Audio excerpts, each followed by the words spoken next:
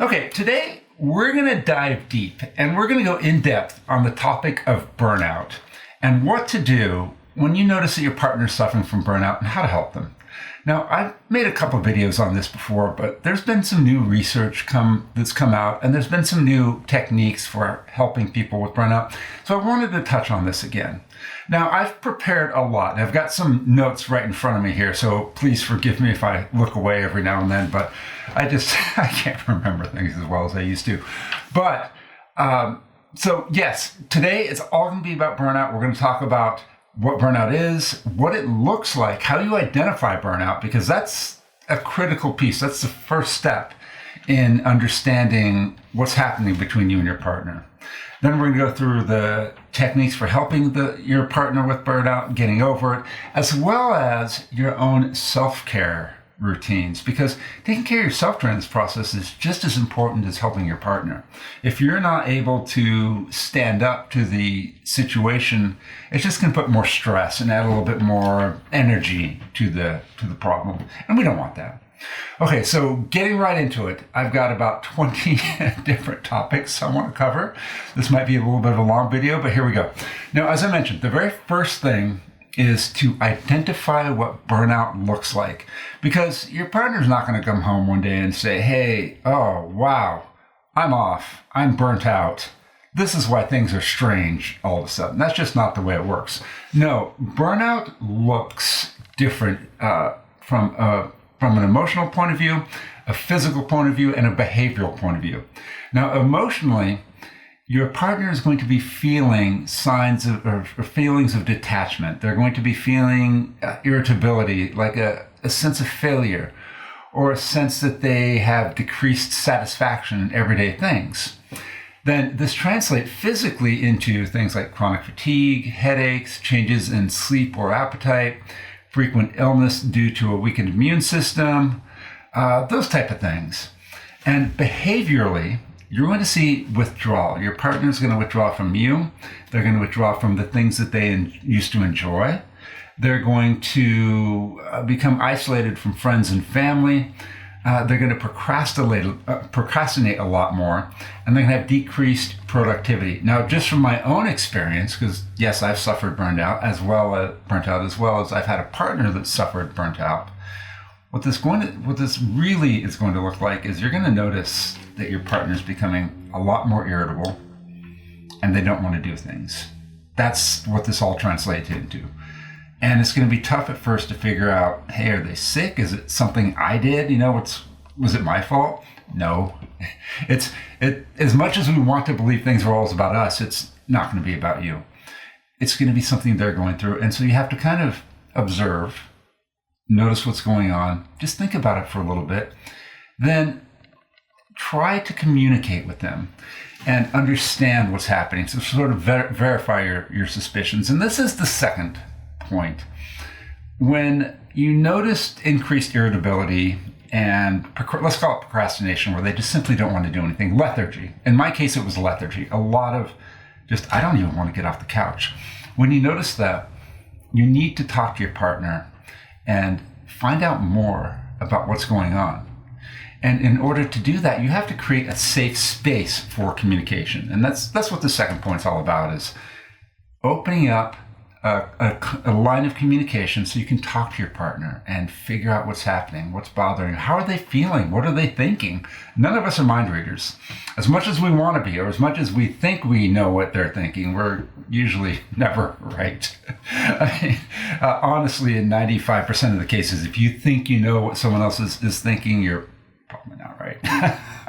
Don't take that personally. It's just from visual cues and from observed behavior, you're not going to know what's in their mind. So create a safe space. What does that mean? What does that look like? Well, I have another video on how to have a difficult talk with your partner, and I'll link it in the description below. But basically, wait until you guys are not tired. Wait till you're not hangry. Wait till there's no pressure at work or anything like that. Pick a right time where you can sit down and have a long talk. Then pick a place, a safe spot, like maybe your living room or someone's apartment. Don't try to do this on an airplane or in the middle of a bus station or while you're walking around the mall. The person that is going through this, the person with the burnout, is going to feel vulnerable, and they don't want to open up if they think that other people are going to listen, or if they think that other people are going to judge, or if they think you're going to judge. And that's another part of this, is create a judgment-free zone. Let them know that they can express whatever they need to you, and there won't be any judgment. Now, when they do talk to you, validate their feelings. If they say, I've been feeling so much pressure at work, tell that back to them. Say, hey, so you've been feeling like there's a lot of work pressure, a lot of work stress. And get them to talk about that more if they want to.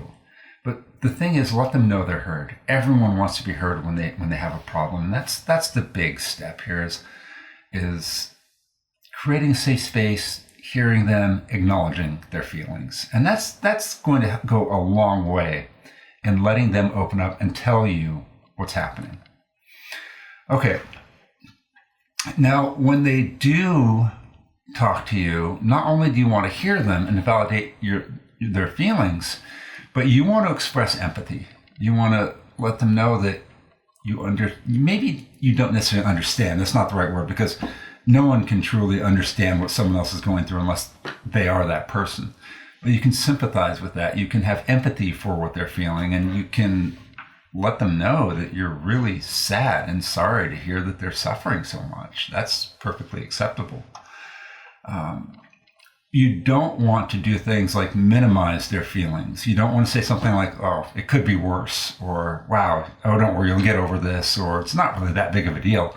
That's minimizing what they're going through. And there's nothing more offsetting and demoralizing than when you're having a tough time, or someone's having a tough time, and their most loved person in the world minimizes it and say it's not really that big of a deal. And essentially just tells them to shape up, and the impact that it has on you shouldn't be that big. That really, really hurts. It does. So try to avoid minimizing what they're going through. Now, when they talk to you, just be present in the moment. Do things like make eye contact. Use physical touch. Maybe if they're talking to you and they seem stressed, put an arm around their shoulder, put your hand on their hand, just anything, your hand on their knee. Physical contact goes a long way in helping someone feel comfortable, especially when it comes from a loved one. And the more you're able to show empathy, to validate their feelings, and to be present in the moment, the more likely and the more in-depth they'll share what they're thinking and what's happening. Okay. Now, this is, again, with all the advice I give, this is the catch-all phrase. If you're having significant problems and you feel the need, seek professional help. In this day and age, there's no stigma, no judgment about seeking a counselor and getting help from someone that's a professional. You're hiring an advocate for your emotional well-being. You're hiring a lawyer for your mind, or a doctor for your emotions. Why wouldn't you do that? You're hiring an engineer of the mental faculties. You want the best people on your side, your best team, your best network that you possibly can. And yes, hiring a counselor is going to be a huge help. I'm personally seeing 2 counselors at the moment, more for preventative, but yes, for when things and problems arise. So I have a preventative aspect as well as a remedial aspect to my counseling. And it's a tremendous benefit. You can ask my partner and she'd be happy to tell you that, yeah, it's made a big difference over the last year, several months. Okay. Now, after you get a good understanding, this is the 5th point. After you get a good understanding of what's going on, suggest kind of practical solutions on how they can alleviate their stress. This might be things like encouraging them to set boundaries. You can offer to share their load, the burdens that are on them. You can help them even do physical things like organize the space that they're in. Like if they have a desk and it's cluttered, you can offer to help them clean it up. You want to be able to sit down with them and know what the biggest problems are and prioritize how you can help them respond. And if that's giving them encouragement to do something like set a boundary at work where you tell your boss, no, you're not going to take on an extra unpaid project, or you're not going to volunteer for whatever it is they want you to volunteer for. Set that boundary. Tell them it's your prerogative and it's the best thing for us and it's right for you to say no in this situation. Saying no is hard. Saying no is a learned characteristic. So we all tend to say yes. And it's difficult to learn how to say no.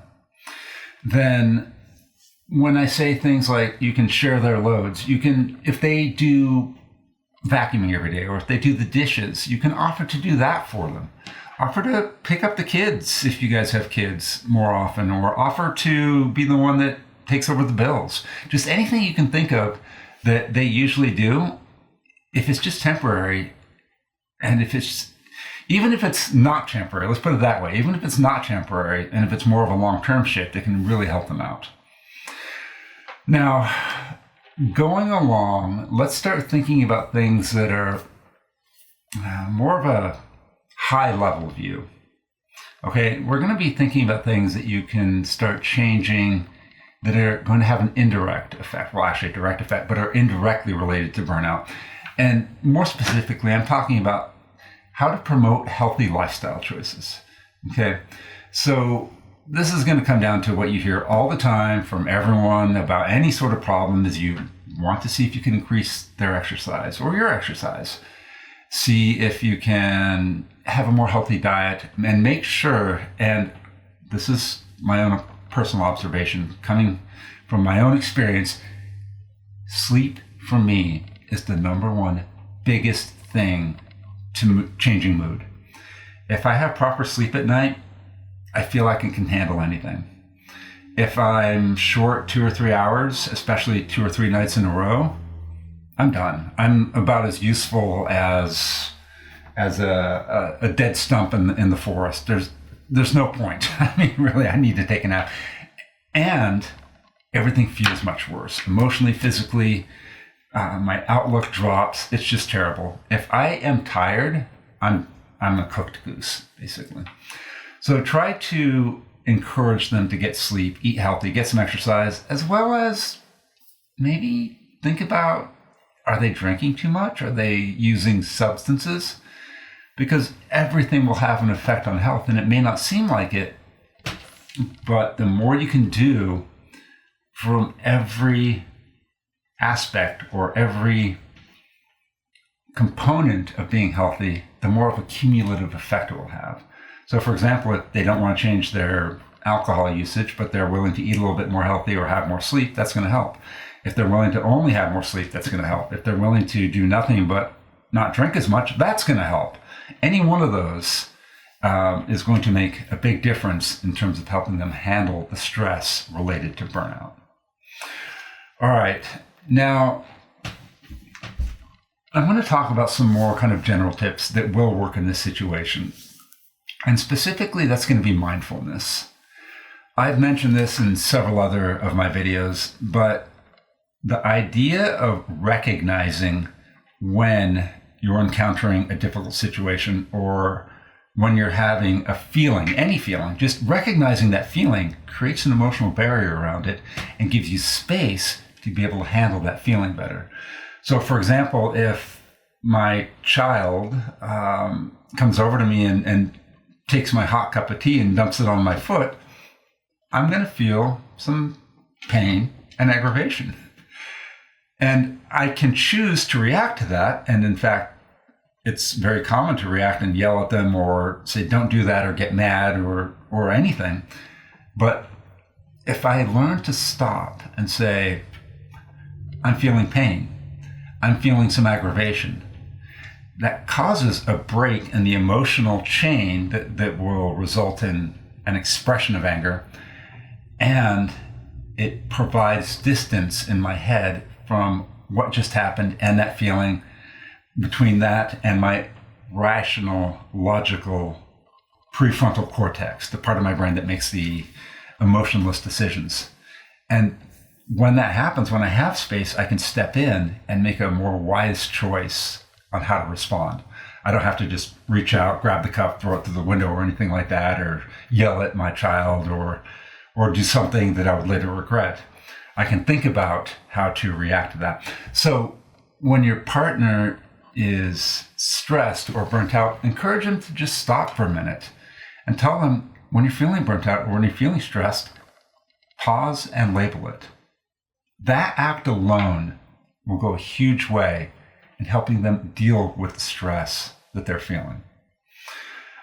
All right, now along that same vein, you can help them with some meditative techniques like practicing deep breathing.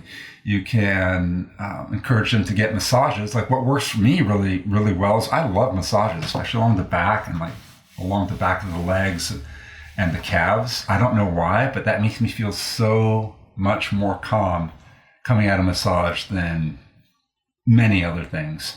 It's the physical, for me, it's the most physical, I think, activity that has the highest reward.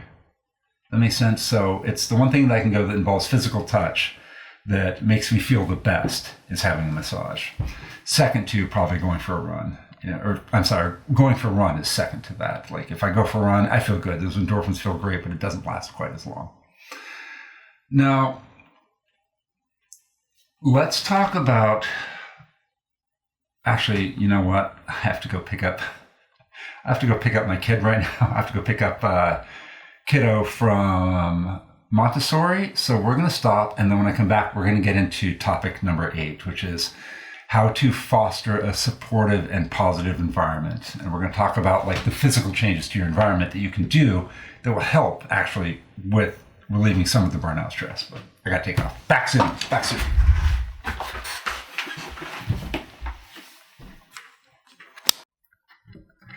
Okay, not back as quickly as I was hoping to be. When you have kids, you quickly realize just how little control you have in your life. In fact, in the movie Frozen 2, Olaf has the best line ever. Sometimes we have to learn to control what we can when things seem out of control. Yeah. Anyway, I want to get back into this. We have 12 more topics to cover, and each one of them is going to go a long way in helping you help your partner to overcome burnout. And we left off with creating a safe environment, a safe space where you can talk with your partner and find out more about what's going on.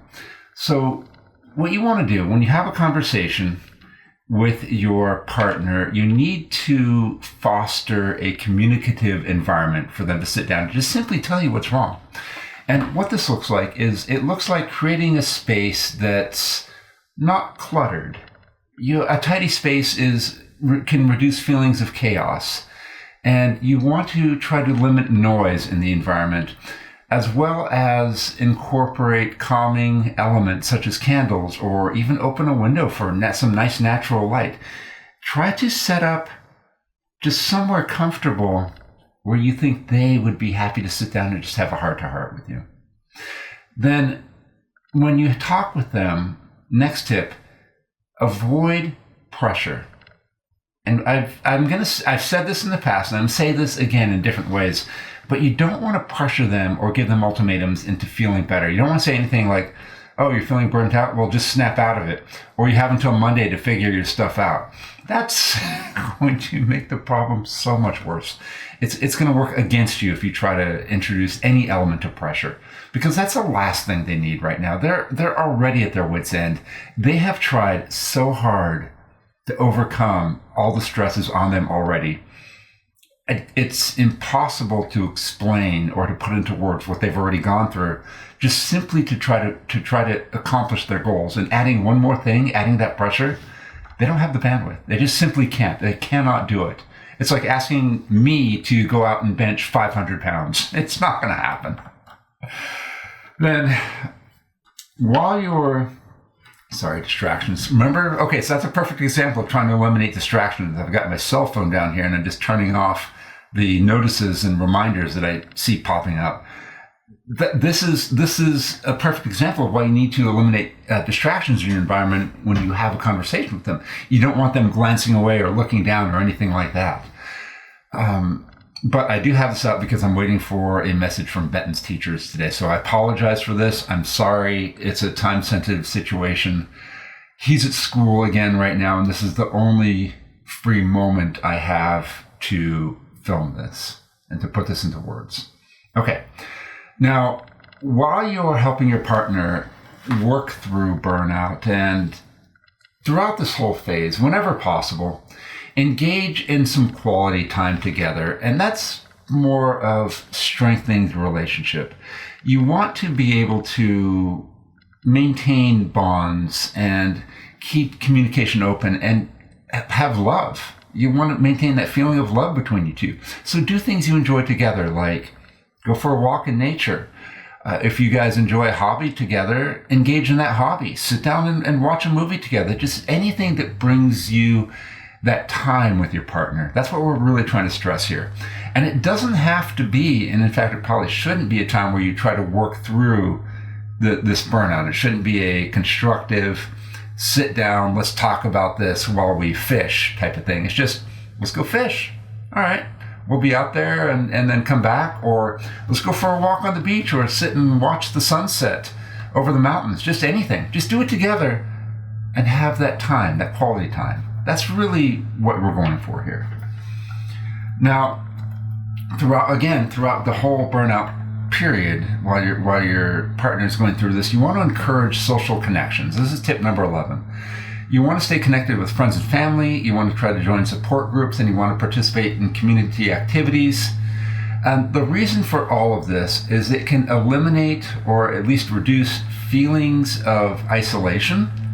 And sometimes even talking with friends or family or just others in the community can help give you additional ideas and provide additional resources on how to deal with this. There's perhaps someone that has a view or another perspective of what's going on, like maybe a coworker or a good personal friend of your partner that's known them forever. And they can help you or help them see what's happening and realize the extent that the pressure and the burnout is having and how much it's changing them as a person or putting strain on your relationship. So really try to keep as many social connections going as possible. At the very least, it's a fun distraction. It's nice to see friends. It's good to get out. It's good to go to groups if you enjoy that. Okay. Number 12, and this is what we're doing here. Educate yourself about burnout. Learn more about what it is. Understanding it can help you come up with creative solutions with your partner, and it can also help you put it into perspective of what's happening inside of their head. So you want to do things like read books, attend workshops, consult professionals, because being informed empowers you to respond appropriately and sensitively to your partner's needs. And again, I know I'm looking at the screen here quite a bit, and I apologize for that, but I put a lot of time in writing these notes out. I'm the kind of person that likes to write things down verbatim. So when I glance off to the side of the screen to refresh my memory, I don't want to forget any of the key points. But getting back to what I was saying, talking with professionals and learning more about it can give you insights that are not possible without that information. So try to educate yourself about burnout as much as possible. In some respects, hey, look, let's be real about this. If they're going through a burnout once, there's a pretty good likelihood it may happen to them again at some point in the future, or someone else you know may go through burnout. So having that knowledge, that's a great tool in your toolbox. Okay, number 13, and this is one of those things that I think gets overlooked so much by so many people, and that's making sure you're okay. Practice self-care, practice well-being. Keep yourself healthy, get plenty of rest, get exercise, get good nutrition. Do everything you can to make sure that you're staying healthy, okay? Because the more you take care of yourself, the more available and there you will be for your partner and able to help them out. And the faster you guys are going to work through this. If you're missing sleep, if you're not eating well, if you're not taking care of yourself, you're not going to have the emotional resolve. You're going to become more irritable. You're going to become more snippy. You're going to become less empathetic for your partner, and that's just going to add pressure. It's going to turn them away. It's going to make them feel more isolated, and it's not going to help. So do things like engage in your own interests, set your own personal boundaries of realizing your limits, know when you're overwhelmed. This can be a very overwhelming process. So take that into account, and if it turns out to be too much, that's okay. You're human. Your partner's human. We're all creatures of limits. So take that into account when dealing with this, and you have limits as well as your partner. And respect your limits, respect your boundaries. If you need to seek your own professional help, join a support group. Burnout is such a common thing these days that in many cities and many towns, there's other people dealing with the same issues, and they form support groups. Search the net for those. See if you can find some. But remember, please take care of yourself. Please do that. It's so important. Okay, now let's get down to sort of the second phase of this, and that's helping your partner make substantive changes. In other words, helping them think through ways and solutions that are going to make a real life change and bring them out of this burnout. So one of the first obvious things to do is encourage them to take time off or make adjustments at work.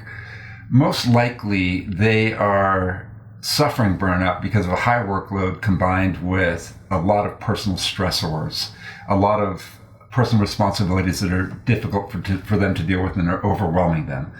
So if necessary, talk to them about taking some leave. Like say, hey, would a week off, 2 weeks off help you? Do you have a month of vacation saved up? Let's use that. Let's go do something. Or you take that off, whatever you need to do to get some space from this. Sometimes a little bit of recovery can go a long way, a little bit of that break. Encourage them to balance their workload. Like maybe they're wearing too many hats at work, or they're taking on too many responsibilities, or they should simply say no to some projects that come across their desk.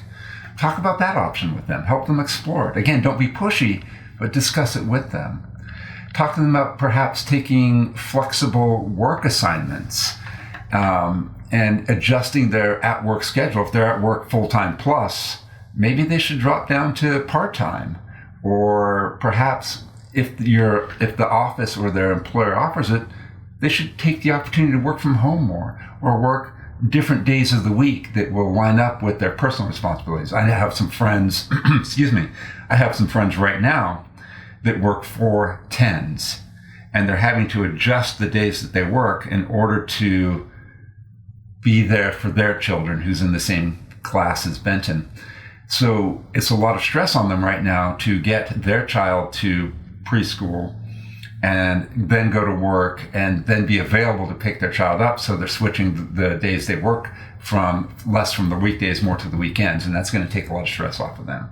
So it happens all the time. Talk to your partner about taking a different approach to their scheduling, to their workload, whatever changes can be made.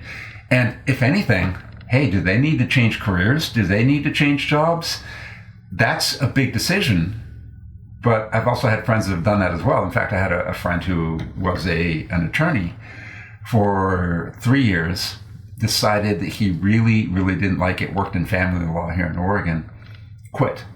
Just after we had a conversation, the next, I think, day after, so not the next day, but the day after that, quit his job, started his own online blog about outdoor life, ended up moving to England for a while to pursue further education, a master's degree at one of the English colleges, and he's now so much happier. Law wasn't for him, and hey, I get it. Practicing law is like grinding rocks. Sometimes it's just, wow, it's tough. It's tough. My background is in law, so that's where I'm getting this from. Okay, now 15. This is becoming more and more prevalent in our society, and every day as we go through our technological lives. You want to support healthy boundaries with technology. Our phone, like as you've seen me right now, and I'm glad I still have this out, even more texts have come through. Our phones are perfect distraction devices. There are trillions of what you're holding. You're not holding a phone. You're holding trillions of dollars and trillions of people hours worth of work go into a device that's designed to get your attention and designed to keep you on it. That's what it really is. And the more you're on it, the more money these companies make, which is why they have so much effort put into these phones, tablets, computers, whatever, to keep you involved. But that just adds more stress and more distraction and more time away from what could be potentially more important. So set tech-free times. Maybe you should designate periods where you don't respond to phones, where you don't check emails, where you don't look at your texts.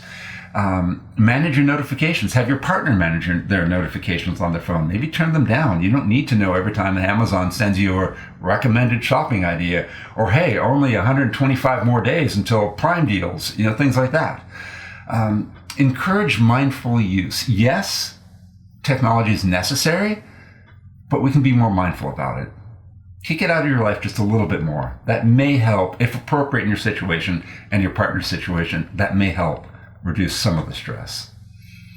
Now, when talking with your partner, be mindful of your own reactions and your own language when you're talking to them.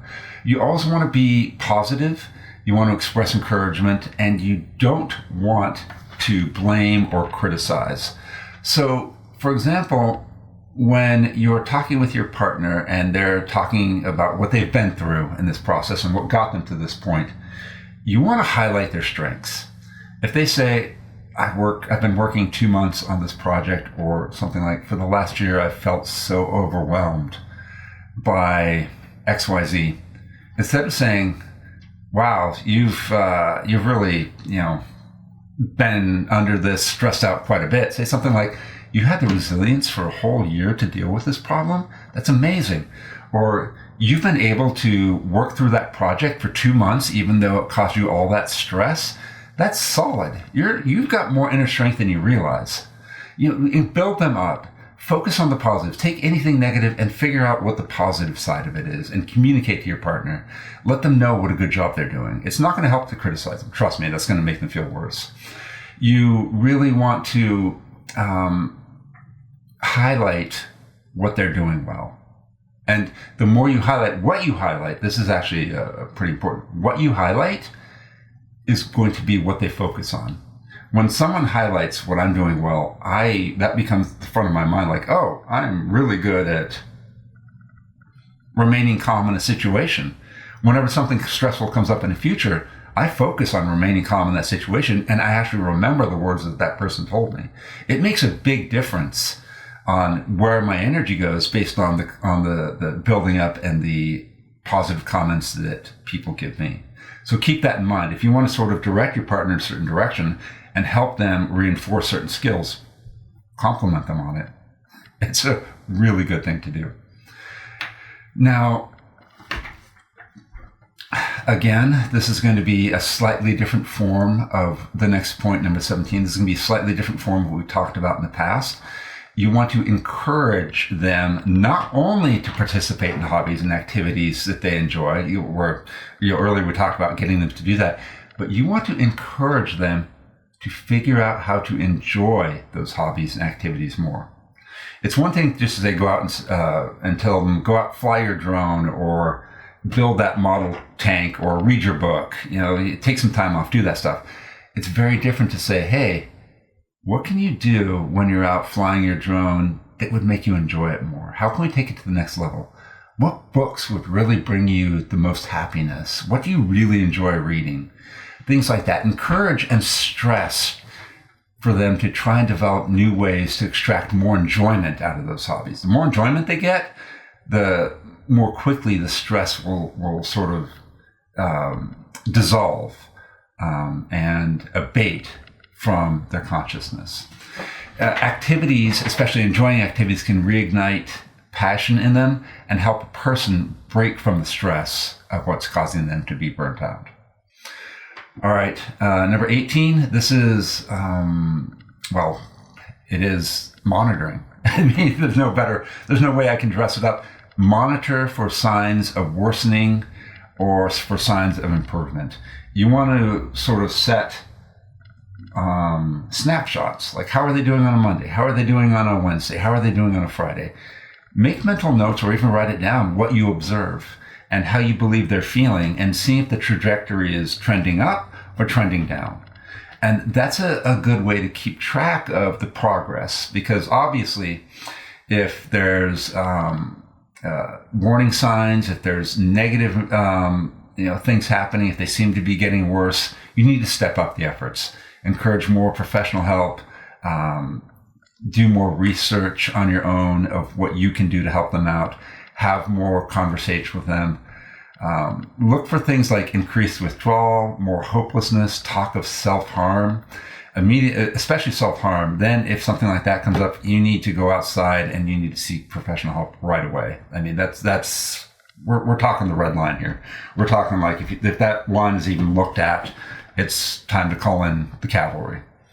Also look for positive changes. If you note an improvement, look back and think about what you've been doing to help your partner out. Think about the techniques that you two have been going through, or the dialogue that you've been having, or the help that you've been pushing them towards. Not pushing, that's a forceful word. The help that you've been encouraging them to take advantage of. What have you been doing that's been working out? Okay, let's cut to the chase and keep doing that. See if there's ways that you can do more of that. All right, so monitoring is very important to keep track of how things are going. This won't last forever. I promise you, the period of burnout will absolutely not last forever. All we're trying to do is shorten it and make it resolve happily. That's what we're trying to do here. So again, now number 19, that's going to fall back into kind of the self-care category of things, but whatever happens, don't take their burnout personally. Don't think that you had some sort of shortcoming, or that you're responsible for this, because you're not, or that their frustration, their agitation is directed at you. In the moment, it might be directed at you and they may be very accusatory, but that's because they're lashing out. They're not in control of their rational being. They're coming from a place of deep emotion, deep frustration, deep sadness. And if they say something, or if they criticize you, or they call you names, or they yell at you, that's not them. That's not the person that I know they want to be. If they're in a relationship, they don't want to be that person. If they're with you and you guys went into this together, they don't want to cause you harm, even if it seems like that in the moment. Don't take anything they say on a personal level. Realize that what's happening, what you see in front of you, is a symptom or an expression of how much pain they're suffering. That's all it really is. Okay. Now, last tip, again, I know I keep saying again, but a lot of these tips are tied together because they're different ways of reinforcing positive concepts and positive techniques that have been shown to work. But maintain hope, maintain positivity. If you don't feel like you're getting somewhere quickly, don't worry. There's always the next hour, the next day. Time will continue to pass. Supporting a partner through burnout can be one of the most difficult things that you will have to do in a relationship. It's extremely hard. And you are a trooper for going through this with them. I mean, you're a champ. I don't think you will ever have a realization of how strong of a person you are if you stand by and support your partner through a burnout period. That's extremely hard to do, that not everyone can.